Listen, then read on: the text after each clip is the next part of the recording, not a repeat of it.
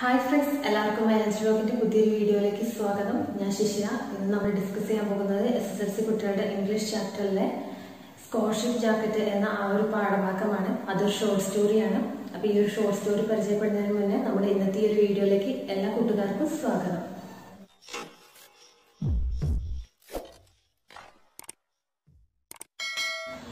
നമ്മൾ ഇന്ന് scholarship jacket എന്ന ആ ഒരു ഷോർട്ട് സ്റ്റോറിയാണ് നോക്കുന്നത്. ഈ ഒരു ഷോർട്ട് സ്റ്റോറി എഴുതിയിരിക്കുന്നത് മാർട്ട സാൽനാസ്. അവരുടെ ലൈഫ് എക്സ്പീരിയൻസ് ആണ് ഈ ഒരു ഷോർട്ട് സ്റ്റോറിയിലൂടെ പറയുന്നത്. അപ്പോൾ ഒരുപാട് സ്വപ്നങ്ങളുള്ള ഒരു പെൺകുട്ടി ആ ഒരു സ്വപ്നങ്ങളൊക്കെ സാക്ഷാത്കരിക്കാൻ വേണ്ടിയിട്ട് നടത്തുന്ന കുറച്ച് എഫേർട്സ്, അതുപോലെ തന്നെ കുറച്ച് സ്ട്രഗിൾസ്, അതൊക്കെയാണ് ഈ ഒരു ഷോർട്ട് സ്റ്റോറിയിലെ മെയിൻ തീമായിട്ട് വരുന്നത്. അവരുടെ ലൈഫ് എക്സ്പീരിയൻസ് ആണ് ഈ ഒരു ഷോർട്ട് സ്റ്റോറിയിൽ ഡിസ്കസ് ചെയ്യുന്നത്. അവർ തൻ്റെ ലൈഫിൽ താനൊരു മെക്സിക്കൻ അമേരിക്കൻകാരിയായി എന്ന പേരിൽ നേരിടുന്ന കുറച്ച് പ്രശ്നങ്ങളാണ് ഈ ഒരു ഷോർട്ട് സ്റ്റോറിയിലൂടെ പറയുന്നത്. തൻ്റെ സ്കൂൾ ലൈഫിൽ തൻ്റെ ടീച്ചേഴ്സൊക്കെ ആ ഒരു പേരിൽ തന്നെ മാറ്റി നിർത്തുന്ന ആ ഒരു ഡിസ്ക്രിമിനേഷനും അവിടെ കാണാൻ കഴിയും. അപ്പം നമുക്ക് ഈ ഒരു ഷോർട്ട് സ്റ്റോറി നോക്കാം. ഫസ്റ്റ് പാരഗ്രാഫ് നോക്കാം. The small Texas school that I went to had a tradition carried out every year during the 8th grade graduation. A beautiful gold and green jacket was awarded to the class valedictorian, the student who had maintained the highest grades for 8 years. The scholarship jacket had a big gold S on the left front side and your name written in gold letters on the pocket. ഈ ഒരു short story തുടങ്ങുന്നതിന് മുന്നേ ഈ ഒരു story എഴുതിയിരിക്കുന്നത് first person നറേറ്റീവാണ്. അങ്ങനെ പറഞ്ഞാൽ എന്താണ്, അതായത് സെൻട്രൽ ക്യാരക്ടറായിട്ടുള്ള മാർത്ത തൻ്റെ അനുഭവം പറയുന്ന രീതിയിലാണ് ഈ ഒരു സ്റ്റോറി പറയുന്നത്. അതുകൊണ്ട് തന്നെ ഇതൊരു ഫസ്റ്റ് പേഴ്സൺ നറേറ്റീവാണ്. ഇപ്പോൾ ഫസ്റ്റ് പാരഗ്രാഫിൽ പറയുന്നത് എന്താണ്, മാർത്ത പഠിക്കാൻ പോയിരുന്നത് ടെക്സാസിലെ ഒരു കൊച്ചു സ്കൂളിലേക്കായിരുന്നു. അവിടെ ഒരു ട്രഡീഷൻ ഉണ്ടായിരുന്നു, അതായത് ആ ഒരു സ്കൂളിൽ ഒരു ട്രഡീഷൻ ഉണ്ടായിരുന്നു. എന്ത് ട്രഡീഷനാണ്? എല്ലാ വർഷവും 8ാം ക്ലാസ് പൂർത്തിയാക്കുന്ന ആ ഒരു സ്കൂളിലെ വാലഡിറ്റോറിയൻ സ്റ്റുഡൻറ്റിന് ഒരു ഗോൾഡൻ ഗ്രീൻ കളറിലുള്ള ഒരു ഗ്രീൻ ജാക്കറ്റ് അവാർഡായിട്ട് നൽകിയിരുന്നു. അതായിരുന്നു അവിടുത്തെ ആ ഒരു ട്രഡീഷന്, ആ ഒരു ആചാരം എന്ന് പറയുന്നത്. വാലഡിറ്റോറിയൻ സ്റ്റുഡൻറ്റ് എന്ന് പറഞ്ഞിട്ടുണ്ടെങ്കിൽ പഠിക്കാൻ മിടുക്കരായിട്ടുള്ള കുറച്ച് കുട്ടികളുണ്ടാവില്ലേ. അപ്പോൾ നമ്മളുടെ സ്കൂളിൽ ഏറ്റവും ടോപ്പായിട്ട് നിൽക്കുന്ന ഒരു കുട്ടിക്ക് ഈ ഒരു ഗ്രീൻ ജാക്കറ്റ് നൽകിയിരുന്നു. അതായിരുന്നു അവിടുത്തെ ആ ഒരു ട്രഡീഷൻ എന്ന് പറയുന്നത്. അപ്പോൾ ഈ ഒരു വാലഡിറ്റോറിയൻ സ്റ്റുഡൻറ്റിനെ എങ്ങനെയായിരുന്നു ഐഡൻറ്റിഫൈ ചെയ്തിരുന്നത്? ഫസ്റ്റ് സ്റ്റാൻഡേർഡ് മുതൽ 8th സ്റ്റാൻഡേർഡ് വരെ പഠനത്തിൽ ഏറ്റവും നല്ല പെർഫോമൻസ് കാഴ്ചവെക്കുന്ന സ്റ്റുഡൻറ്റിനെയാണ് വാലഡിറ്റോറിയൻ സ്റ്റുഡൻറ്റ് എന്ന് പറയുന്നത്. ഇനി ഈ ഒരു സ്കോളർഷിപ്പ് ജാക്കറ്റിൻ്റെ കുറച്ച് സ്പെഷ്യാലിറ്റീസാണ് പറയുന്നത്. ആ ഒരു ജാക്കറ്റിൽ എസ് എന്ന ഒരു ലെറ്റർ കുറച്ച് വലുതായിട്ട് ഉണ്ടായിരിക്കും. അതായത് ഒരു ഗോൾഡൻ കളറിൽ എസ് എന്ന ഒരു ലെറ്റർ ആ ഒരു ജാക്കറ്റിൽ ഉണ്ടായിരിക്കും ഓൾറെഡി. അതുപോലെ തന്നെ നമ്മുടെ പേരും ഗോൾഡൻ കളറിൽ അതിൻ്റെ ഫ്രണ്ടിലായിട്ട് ആ ഒരു പോക്കറ്റിൻ്റെ സൈഡിലായിട്ട് നമ്മുടെ പേരും അതിൻ്റെ കൂടെ ഉണ്ടായിരിക്കും. അപ്പോൾ എസ് എന്ന ആ ഒരു ലെറ്ററും നമ്മുടെ പേരും ഗോൾഡൻ കളറിൽ ആ ഒരു ജാക്കറ്റിൽ ഓൾറെഡി ഉണ്ടായിരിക്കും എന്ന് അർത്ഥം. ഇനി രണ്ടാമത്തെ പാരഗ്രാഫ് നോക്കാം. My oldest sister Rosie had worn the jacket a few years back and I fully expected to also. I was 14 and in the 8th grade. I had been a straight A student since the first grade and this last year had looked forward very much to owning that jacket. My father was a farm laborer who could not earn enough money to feed 8 children. So when I was 6, I was given to my grandparents to raise. അതായത് എന്താണ് ഇവിടെ പറയുന്നത്, എൻ്റെ മൂത്ത സഹോദരിയായിട്ടുള്ള Rossi ഈ ഒരു jacket കുറച്ച് വർഷങ്ങൾക്ക് മുന്നേ സ്വന്തമാക്കിയിരുന്നു. എന്ന് പറഞ്ഞാൽ എന്താണ്, എൻ്റെ മൂത്ത സഹോദരിക്ക് ഈ ഒരു ജാക്കറ്റ് കുറച്ച് വർഷങ്ങൾക്ക് മുന്നേ കിട്ടിയിരുന്നു. കാരണം അവർ പഠിക്കാൻ നല്ല മിടുക്കിയായതുകൊണ്ട് തന്നെ അവർക്ക് ഓൾറെഡി ആ ഒരു ജാക്കറ്റ് ആ ഒരു കാലത്ത് കിട്ടിയിരുന്നു. ഈ ഒരു ഇയറിൽ എനിക്കും അത് കിട്ടുമെന്നുള്ള ആ ഒരു പ്രതീക്ഷ എൻ്റെ മനസ്സിലുണ്ടായിരുന്നു എന്ന് ആര് പറയാണ്? മാർത്ത പറയാണ്. I was 14 and in the 8th grade. എനിക്ക് 14 വയസ്സായിട്ടുണ്ട്. അതുപോലെ തന്നെ ഞാനിപ്പോൾ 8ാം ക്ലാസ്സിലുമാണ് പഠിക്കുന്നത്. അതുകൊണ്ട് തന്നെ ഈ 8ാം ക്ലാസ്സിൽ പഠിക്കുമ്പോഴാണ് നമുക്ക് ആ ഒരു സ്കോളർഷിപ്പ് ജാക്കറ്റ് കിട്ടുക. പക്ഷേ 8ാം ക്ലാസ്സിലെ മാർക്ക് മാത്രമല്ല നോക്കുക, ഫസ്റ്റ് സ്റ്റാൻഡേർഡ് തൊട്ടിട്ട് 8th സ്റ്റാൻഡേർഡ് വരെയുള്ള ഏറ്റവും ടോപ്പായിട്ടുള്ള ഒരു കുട്ടിക്കാണ് ആ ഒരു ജാക്കറ്റ് കൊടുക്കുന്നത്. അപ്പോൾ 8th സ്റ്റാൻഡേർഡ് വരെയുള്ള എൻ്റെ പഠനത്തിൽ ഞാൻ മികച്ച ഗുണനിലവാരം കാഴ്ചവെച്ചിട്ടുണ്ട് എന്ന് മാർത്ത പറയുന്നുണ്ട്. അതായത് A ലെവൽ സ്റ്റുഡൻറ്റിനായിരുന്നു ആ ഒരു സ്കോളർഷിപ്പ് ജാക്കറ്റ് കൊടുക്കുക. അപ്പോൾ തീർച്ചയായിട്ടും എനിക്കത് കിട്ടുമെന്നുള്ള ആ ഒരു പ്രതീക്ഷ മാർത്തയ്ക്ക് ഉണ്ടായിരുന്നു. കാരണം അവർ നല്ല മിടുക്കിയായിരുന്നു പഠിക്കാൻ എന്ന് അർത്ഥം.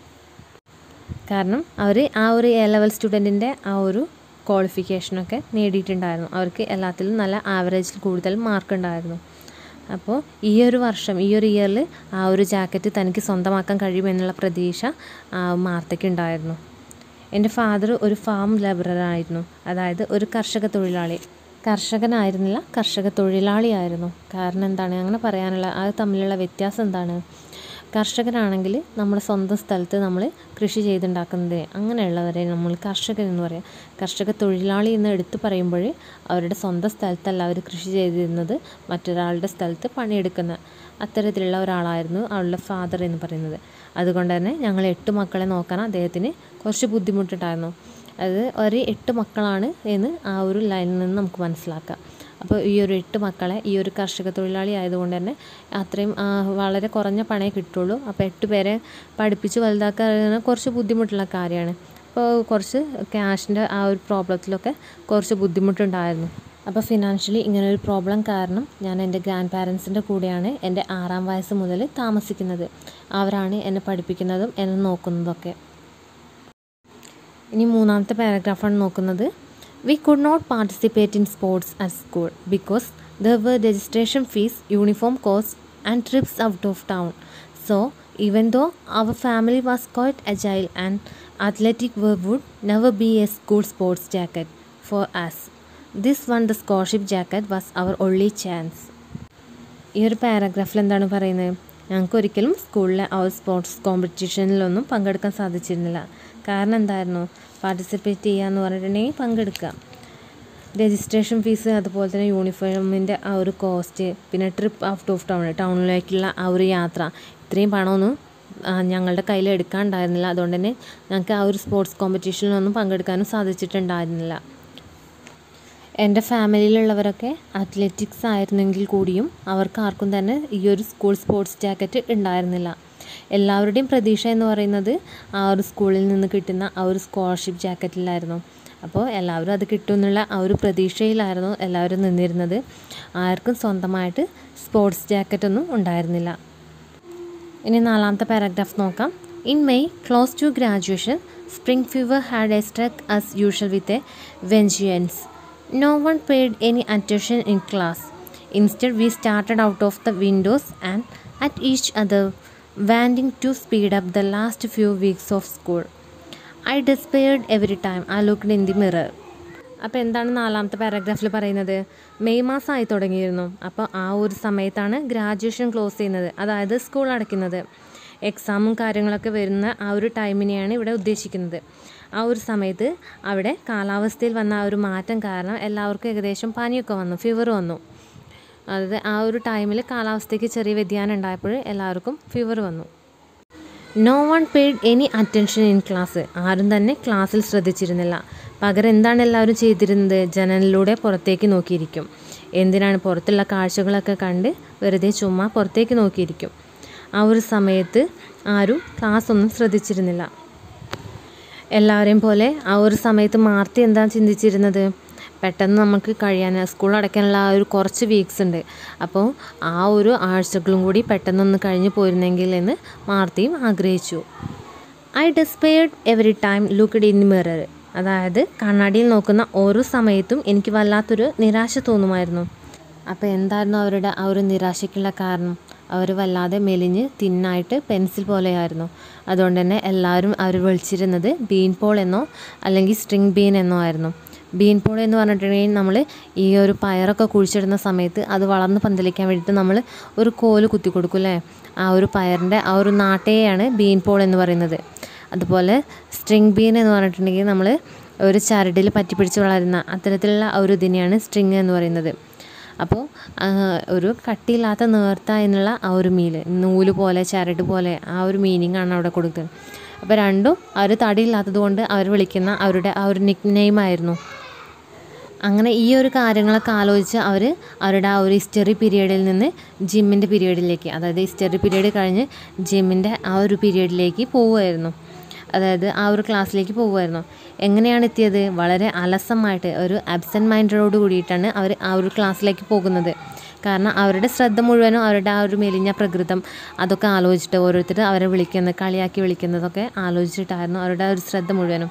അതുകൊണ്ട് തന്നെ ആ ഒരു ഹിസ്റ്ററി പീരീഡിൽ നിന്ന് ജിമ്മിൻ്റെ പീരീഡിലേക്ക് പോകുന്നതിനെ കുറിച്ചിട്ട് അവരത്ര കാര്യമാക്കുന്നൊന്നുമില്ല. അവരുടെ ശ്രദ്ധ വേറെ എവിടെയോ ആയിരുന്നു. ഈ ജിം പീരീഡ് എന്ന് പറയുന്നത് നമ്മുടെ PT പീരീഡില്ലേ, അതുപോലത്തെ ഒരു പീരീഡാണ്. ഈ സ്പോർട്സ് ആക്ടിവിറ്റീസൊക്കെ ചെയ്യുന്ന ആ ഒരു പീരീഡാണ് ജിം പീരീഡ് എന്ന് പറയുന്നത്. Another hour of sweating in basketball and displaying my toothpick legs was coming up. Then I remembered my PE shorts were still in a bag under my desk where I had forgotten them. I had to walk all the way back and get them. Coach Thompson was a real bear if someone was not dressed for PE. She had said I was a good forward and even tried to talk Grandma into letting me join the team once. Of course, Grandma said no. അപ്പോൾ എന്താണ് പറയുന്നത്, അടുത്ത വരുന്ന ആ ഒരു period എന്ന് പറയുന്നത് PT പീരീഡാണ്. Basketball കളിച്ച് 1 മണിക്കൂറോളം ശരീരം വേർക്കുന്ന ആ ഒരു പീരീഡാണ് ഇനി വരാൻ പോകുന്നത്. അതുമാത്രമല്ല എൻ്റെ ടൂത്ത് പിക്ക് എന്ന് പറയുന്നത് എന്താണ്, നമ്മൾ പല്ലിൽ കുത്തുന്ന ആ ഒരു ഈർക്കിലെ അല്ലെങ്കിൽ ആ ഒരു കോലിനെ, അതിനെയാണ് നമ്മൾ ടൂത്ത് പിക്ക് എന്ന് പറയുന്നത്. ഇവിടെ അത്രയും മെലിഞ്ഞ കാല് എന്നാണ് ഉദ്ദേശിക്കുന്നത്. അപ്പോൾ ടൂത്ത് പിക്ക് ലെഗ്സ് കാണിക്കുന്ന എന്ന് പറഞ്ഞിട്ടുണ്ടെങ്കിൽ എന്താണ്, ആ ഒരു കളിയുടെ ടൈമിൽ, ആ ഒരു ബാസ്കറ്റ്ബോൾ കളിക്കുന്ന ടൈമിൽ കാല് കാണുന്നുള്ള ആ ഒരു മീനിങ്ങിലാണ് ഇവിടെ പറയുന്നത്.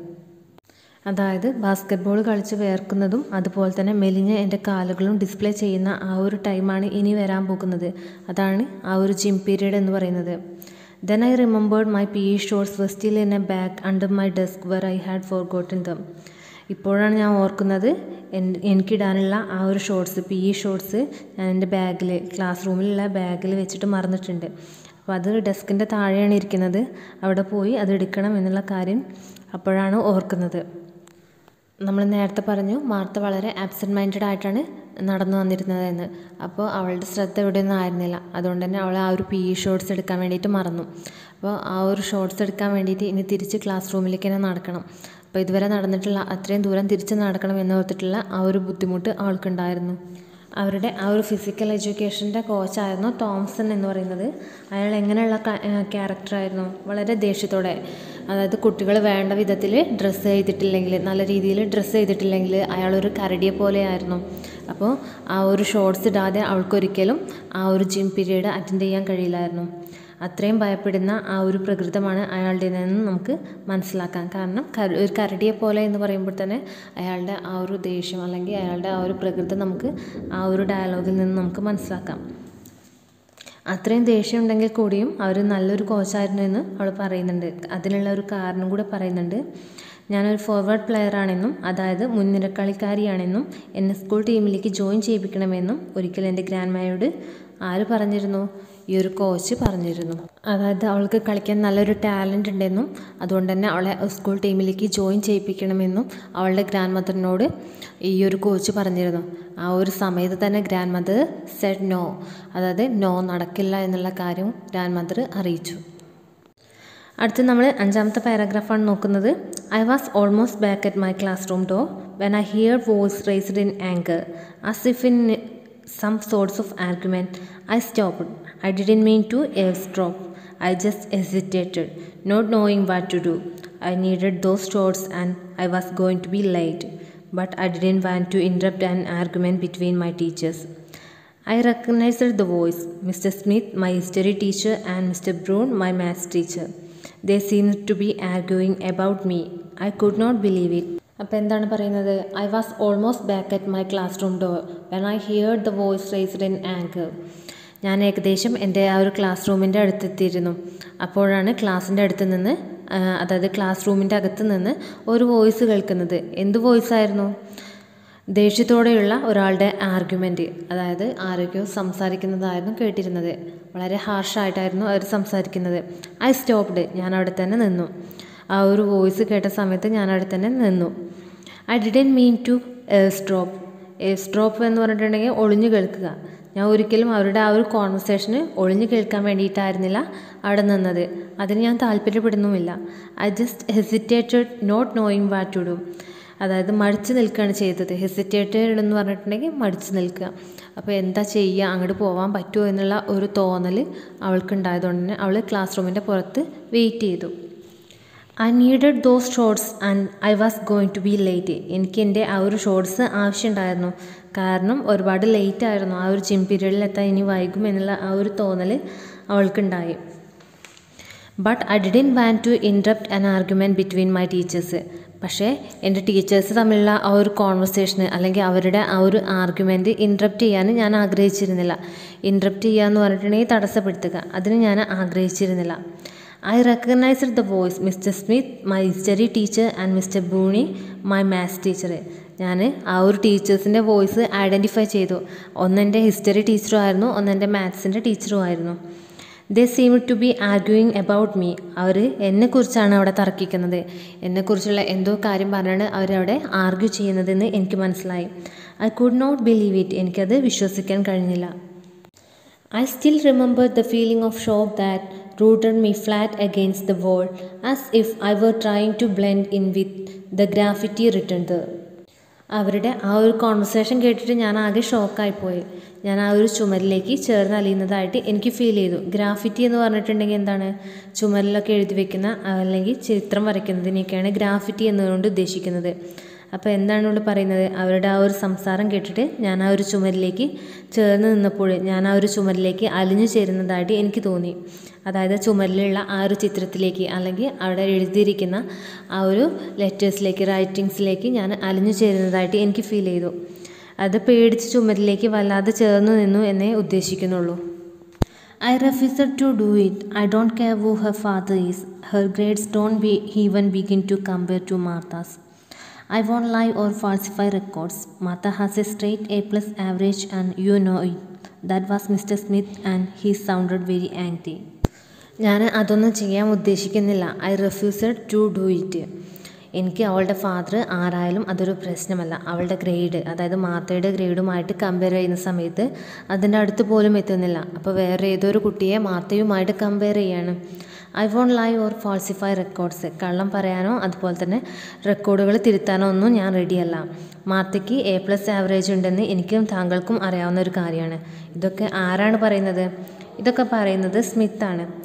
അതും എങ്ങനെയാണ് പറയുന്നത്? വളരെ ദേഷ്യത്തോടെ, വളരെ ഹാർഷായിട്ട് മിസ്റ്റർ ബൂണിനോട് പറയാണ്. Mister Boone's voice sounded calm and quiet. Look, John's father is not only on the board, he owns the only store in town. We could say it was a close tie and mister ബൂണിയുടെ sound വളരെ കാമായിരുന്നു, അതുപോലെ തന്നെ വളരെ ക്വയറ്റായിരുന്നു. ജോണിൻ്റെ father എന്ന് പറയുന്നത് school ബോർഡിലെ ഒരു മെമ്പറാണ്. അതുമാത്രമല്ല ഈ ഒരു ടൗണിലെ ആകെയുള്ള ഒരു സ്റ്റോറിൻ്റെ ഉടമയും കൂടിയാണ് ജോണിൻ്റെ ഫാദർ. അതായത് ടീച്ചേഴ്സ് അവിടെ നോക്കുന്നത് ആ ഒരു കുട്ടികളുടെ മാർക്കല്ലായിരുന്നു, അവരുടെ ഫാമിലി ബാക്ക്ഗ്രൗണ്ട്, അതുപോലെ തന്നെ ഫിനാൻഷ്യലി ആരാണ് മുന്നിട്ട് നിൽക്കുന്നത് എന്നുള്ള കാര്യങ്ങളൊക്കെ ആയിരുന്നു അവിടെ ടീച്ചേഴ്സ് ചെക്ക് ചെയ്തിരുന്നത്. അതായത് മിസ്റ്റർ ബൂണി അതിന് വേണ്ടിയിട്ട് ശ്രമിക്കുമ്പോൾ അതിനൊക്കെ എതിർത്തുകൊണ്ടായിരുന്നു mister Smith സംസാരിച്ചിരുന്നത്.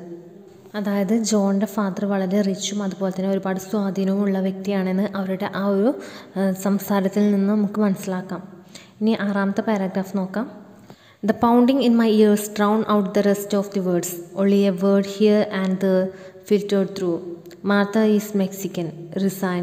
Want to do it. Mr. Smith came rushing out, unluckily for me, went down the opposite way towards the auditorium.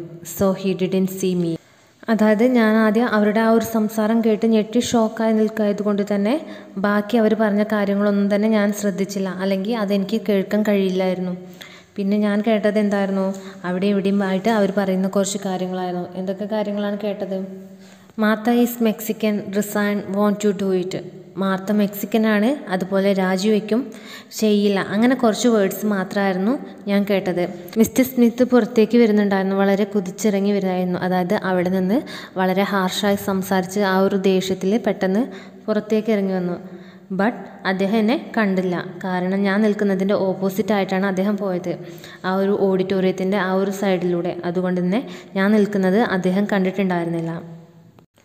Shaking, I waited a few minutes and then went in and grabbed my bag and fled from the room. Mr. Booney looked up when I came in but didn't say anything. To this day, I don't remember if I got in trouble in PE for being late or how I made it through the rest of the afternoon. I went home very sad and cried into my pillow that night so grandmother wouldn't hear me. അപ്പോൾ എന്താണ് Martha പറയുന്നത്? കുറച്ച് നേരം അവൾ നേരത്തെ ടീച്ചേഴ്സിൻ്റെ സംസാരമൊക്കെ കേട്ട് class റൂമിൻ്റെ പുറത്ത് ഇങ്ങനെ വെയിറ്റ് ചെയ്തുകൊണ്ട് നിന്നു. പിന്നെ ഒരു സാറ് പോയതിന് ശേഷം അവൾ ആ ഒരു ക്ലാസ് റൂമിലേക്ക് കയറി. എന്നിട്ട് ഡെസ്കിലുണ്ടായിരുന്ന അവളുടെ ആ ഒരു ബാഗ് എടുത്തിട്ട് അത് വലിച്ചിഴച്ച് കൊണ്ടുപോകുന്നു. ഗ്രാബ്ഡ് എന്ന് പറഞ്ഞിട്ടുണ്ടെങ്കിൽ വലിച്ചിഴയ്ക്കുക. അപ്പോൾ എന്താണ് മാർത്ത പറയുന്നത്? അവൾ പെട്ടെന്ന് തന്നെ ആ ഒരു ക്ലാസ് റൂമിൻ്റെ ഉള്ളിലേക്ക് കയറി തൻ്റെ ബാഗ് എടുത്തിട്ട് അത് വലിച്ചിഴച്ച് വേഗം പുറത്തേക്ക് തന്നെ പോകുന്നു. ആ ഒരു സമയത്ത് ക്ലാസ് റൂമിൽ മിസ്റ്റർ ബൂണി ഉണ്ടായിരുന്നു. അതായത് അവരുടെ ആ ഒരു മാത്സിൻ്റെ സാറ്, ആ സാറുണ്ടായിരുന്നു അവിടെ ക്ലാസ് റൂമിൽ. അദ്ദേഹം അവളോടൊന്നും സംസാരിച്ചൊന്നുമില്ല, പക്ഷെ അവളെ ഒന്ന് നോക്കി. To this day, I don't remember if I got in trouble in PE for being late or how I made it through the rest of the afternoon. അതായത് ആ ഒരു ദിവസത്തിലെ ആ ഒരു ജിം പീരീഡിൽ പോയപ്പോഴേ എനിക്ക് എന്തെങ്കിലും പ്രോബ്ലംസ് ഉണ്ടായിട്ടുണ്ടോ, അല്ലെങ്കിൽ ലേറ്റായി ചെന്നതിന് എനിക്ക് എന്തെങ്കിലും വഴക്ക് കേട്ടിട്ടുണ്ടോ എന്നുള്ള കാര്യമൊന്നും എനിക്ക് ഓർമ്മയില്ല. അതായത് ഈ ഒരു ഷോർട്ട് സ്റ്റോറി എഴുതുന്ന സമയത്ത് എനിക്ക് അന്നത്തെ ആ ഒരു ദിവസത്തെ വഴക്ക് കേട്ട കാര്യങ്ങളൊന്നും ഓർമ്മയില്ല. അങ്ങനെ ചെയ്തിട്ടുണ്ടോ, അങ്ങനെ എന്തെങ്കിലും പ്രോബ്ലംസ് ഉണ്ടായിട്ടുണ്ടോ എന്ന് എനിക്കറിയില്ല. അതുപോലെ തന്നെ അന്നത്തെ ദിവസത്തിൻ്റെ ആഫ്റ്റർനൂൺ ഞാൻ എങ്ങനെ സ്പെൻഡ് ചെയ്തത് എന്നും എനിക്ക് ഓർമ്മയില്ല എന്ന് മാർത്ത പറയുന്നുണ്ട്. I went home very sad and cried into my pillow that night so grandmother would not hear me. അതുവരെ സംഭവിച്ചതൊന്നും എനിക്ക് ഓർമ്മയില്ലെങ്കിലും അതിനുശേഷം ഞാൻ വീട്ടിലെത്തിയതിന് ശേഷം എനിക്ക് അന്നത്തെ ആ ഒരു രാത്രി അത് കരഞ്ഞു തീർത്തതായിട്ട് ഞാൻ ഓർക്കുന്നുണ്ട്. കാരണം എന്താണ്, ആ ഒരു സ്കൂളിൽ നടന്നിട്ടുള്ള അവളെ ചൊല്ലിയുള്ള ആ ഒരു തർക്കവും കാര്യങ്ങളും ഇൻസിഡൻസൊക്കെ അവളെ വല്ലാതെ വേദനിപ്പിച്ചു. എന്നിട്ട് അവൾ കരയുന്നത് സൗണ്ട് കേൾക്കാതെക്കാൻ വേണ്ടിയിട്ട് അവൾ പില്ലോയിൽ അമർത്തി പിടിച്ചിട്ടായിരുന്നു കരഞ്ഞിരുന്നത്. ആ ഒരു കാര്യങ്ങളൊക്കെ അവൾക്ക് ഓർമ്മയുണ്ട്. പക്ഷേ അന്നത്തെ ആ ഒരു ദിവസം ആഫ്റ്റർനൂൺ സെക്ഷനിൽ നടന്നിട്ടുള്ള കാര്യങ്ങളും അതുപോലെ ജിം പീരീഡിൽ ലേറ്റായി ചെന്നതിന് എന്തെങ്കിലും പ്രോബ്ലംസ് ഉണ്ടായിട്ടുണ്ടോ എന്നുള്ള കാര്യങ്ങളൊന്നും എനിക്ക് ഓർമ്മയില്ല എന്ന് മാർത്ത പറയുന്നുണ്ട്. ഇനി നമുക്ക് 7ാമത്തെ പാരാഗ്രാഫ് നോക്കാം. It seemed a cruel coincidence that I had overheard that conversation the next day when the principal called me into his office. I knew what it would be about. He looked uncomfortable and unhappy. I decided I was not going to make it any easier for him, so I looked him straight in the eyes. He looked away and fidgeted with the papers on his desk. അപ്പോൾ നമുക്ക് 7ാമത്തെ പാരാഗ്രാഫിൽ എന്താണ് പറഞ്ഞത് നോക്കാം. എൻ്റെ ടീച്ചേഴ്സിൻ്റെ ആ ഒരു conversation കേട്ടത് എന്നെ സംബന്ധിച്ചിടത്തോളം വളരെ ക്രൂവലായിട്ടുള്ള ഒരു കാര്യമായിരുന്നു. അതായത് വളരെ വേദനിപ്പിക്കുന്ന ഒരു കാര്യമായിരുന്നു. കോയിൻസിഡൻസ് എന്ന് പറഞ്ഞിട്ടുണ്ടെങ്കിൽ എന്താണ്, വേദനിപ്പിക്കുന്ന ആ ഒരു അവസ്ഥയാണ് കോയിൻസിഡൻസ് എന്ന് പറയുന്നത്. അപ്പോൾ എന്നെ സംബന്ധിച്ചിടത്തോളം വളരെ ബുദ്ധിമുട്ട്, അതായത് മനസ്സിനൊരു വേദനിപ്പിക്കുന്ന ആ ഒരു അവസ്ഥ ഫീൽ ചെയ്യുന്ന ആ ഒരു സിറ്റുവേഷനായിരുന്നു അവരുടെ ആ ഒരു കോൺവെർസേഷൻ കേട്ടപ്പോൾ. The next day the principal called me into his office. I knew what it about. അതായത് പിറ്റേ ദിവസം പ്രിൻസിപ്പൾ എന്നെ അദ്ദേഹത്തിൻ്റെ ഓഫീസ് റൂമിലേക്ക് ചെല്ലാൻ വേണ്ടിയിട്ട് വിളിച്ചു. ആ ഒരു സമയത്ത് തന്നെ എനിക്കറിയാമായിരുന്നു എന്തിനു വേണ്ടിയിട്ടാണ് അദ്ദേഹം എന്നെ വിളിക്കുന്നത് എന്നുള്ള കാര്യം. ആ ഓഫീസ് റൂമിൽ എത്തുന്നതിന് മുന്നേ തന്നെ എനിക്കറിയാമായിരുന്നു. അങ്ങനെ ഞാൻ ആ ഒരു ഓഫീസിലേക്ക് എത്തി. ആ ഒരു സമയത്ത് അദ്ദേഹം വളരെ ഡള്ളായിരുന്നു. അത്ര കംഫർട്ടല്ലാത്ത ആ ഒരു സിറ്റുവേഷനായിരുന്നു അദ്ദേഹത്തിൻ്റെത്. പിന്നെ അതുപോലെ തന്നെ അൺഹാപ്പി ആയിട്ടുള്ള ഒരു മൂഡുമായിരുന്നു. I decided I was not going to make it any easier for him. അതായത് കാര്യങ്ങൾ അത്ര എളുപ്പമാക്കി കൊടുക്കേണ്ട ആവശ്യമില്ല എന്ന് എനിക്ക് തോന്നി. ഞാൻ അദ്ദേഹത്തിൻ്റെ കണ്ണുകളിലേക്ക് തന്നെ നോക്കി. He looked away and fidgeted with the papers on his desk.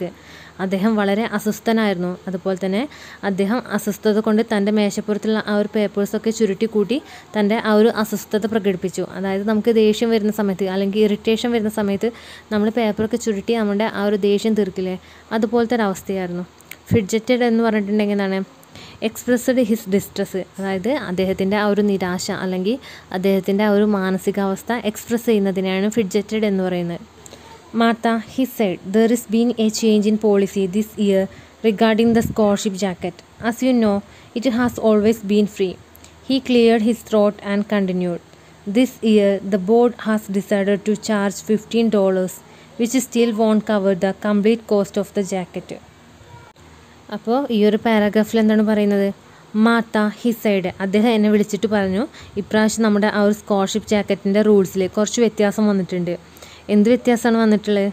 നിനക്കറിയാം ഈ ഒരു കാര്യങ്ങളെ പറ്റിയിട്ട്, അല്ലെങ്കിൽ ആ ഒരു സ്കോളർഷിപ്പ് ജാക്കറ്റ് എങ്ങനെയൊക്കെയാണ് കൊടുക്കുന്നത് എന്നുള്ള കാര്യമൊക്കെ നിനക്കറിയാവുന്നത് തന്നെയാണ്. എല്ലാ തവണയും നമ്മളത് ഫ്രീ ആയിട്ടാണ് കൊടുക്കുന്നത്. പക്ഷേ ഇത്രയും കാലം നമ്മളത് ഫ്രീ ആയിട്ടായിരുന്നു കൊടുത്തിരുന്നെങ്കിലും ഇപ്രാവശ്യം നമ്മളതിന് ചെറിയൊരു എമൗണ്ട് പേ ചെയ്യണം. എത്ര എമൗണ്ടാണ് പേ ചെയ്യേണ്ടത്? ഒരു $15, ഒരു $15 പേ ചെയ്യണമെന്ന് അദ്ദേഹം പറയുന്നുണ്ട്. യഥാർത്ഥത്തിൽ ആ ഒരു ജാക്കറ്റിന് $15 കൂടുതലുണ്ട്. പക്ഷേ എല്ലാ തവണയും നമ്മളത് ഫ്രീ ആയിട്ടായിരുന്നു കൊടുത്തിരുന്നത്. ഈ ഒരു തവണ തൊട്ടിട്ട് പുതിയ റൂൾസ് വന്നിട്ടുണ്ട്. നമ്മൾ $15 വെച്ചിട്ടാണ് ആ ഒരു ജാക്കറ്റിൽ നിന്ന് വാങ്ങുന്നത്. അപ്പോൾ ഇത്തവണ അതിന് അർഹയായിട്ടുള്ള ആ ഒരു കുട്ടി $15 പേ ചെയ്യണം. എങ്കിൽ മാത്രമേ ആ ഒരു സ്കോളർഷിപ്പ് ജാക്കറ്റ് കിട്ടുള്ളൂ എന്ന് പ്രിൻസിപ്പൾ അവളോട് പറയുന്നുണ്ട്. അപ്പോൾ ഇന്നത്തെ ഈ ഒരു ക്ലാസ് ഈ ഒരു 7ാമത്തെ പാരഗ്രാഫോട് കൂടിയിട്ട് തൽക്കാലം സ്റ്റോപ്പ് ചെയ്യാണ്. നമ്മൾ അടുത്ത വീഡിയോയിൽ ഇതിൻ്റെ കണ്ടിന്യൂഷനായിട്ട് ചെയ്യും. വീഡിയോ ലെങ്തി ആവാതിരിക്കാൻ വേണ്ടി തൽക്കാലം സ്റ്റോപ്പ് ചെയ്യുന്നു എന്നേ ഉള്ളൂ. ഇന്നത്തെ ഈ ഒരു ക്ലാസ് നിങ്ങൾക്ക് എല്ലാവർക്കും യൂസ്ഫുൾ ആയി കരുതുന്നു. വീഡിയോ ഇഷ്ടപ്പെട്ടിട്ടുണ്ടെങ്കിൽ ലൈക്ക് ചെയ്യുക. അതുപോലെ നിങ്ങളുടെ ഫ്രണ്ട്സിനും റിലേറ്റീവ്സിനൊക്കെ ഒന്ന് ഷെയർ ചെയ്ത് കൊടുക്കുക. ഇതുവരെ സബ്സ്ക്രൈബ് ചെയ്യാതാണെങ്കിൽ നമ്മുടെ ചാനൽ കാണുന്നുണ്ടെങ്കിൽ സബ്സ്ക്രൈബ് ചെയ്യുക. തൊട്ടടുത്തുള്ള ബെല്ലൈക്കൺ എനേബിൾ ചെയ്യുന്ന സമയത്ത് ഓൾ എന്നൊരു ഓപ്ഷൻ കൂടെ ഉണ്ടാവും. അതുകൂടെ ഒന്ന് ക്ലിക്ക് ചെയ്ത് കഴിഞ്ഞാൽ ഞാനെല്ലാം പുതിയ വീഡിയോസൊക്കെ നിങ്ങൾക്ക് കാണാൻ സാധിക്കും. അപ്പം മൈലാഞ്ചി വ്ലോഗിൻ്റെ പുതിയൊരു വീഡിയോയുമായി കാണുന്നതായിരിക്കും. ബൈ.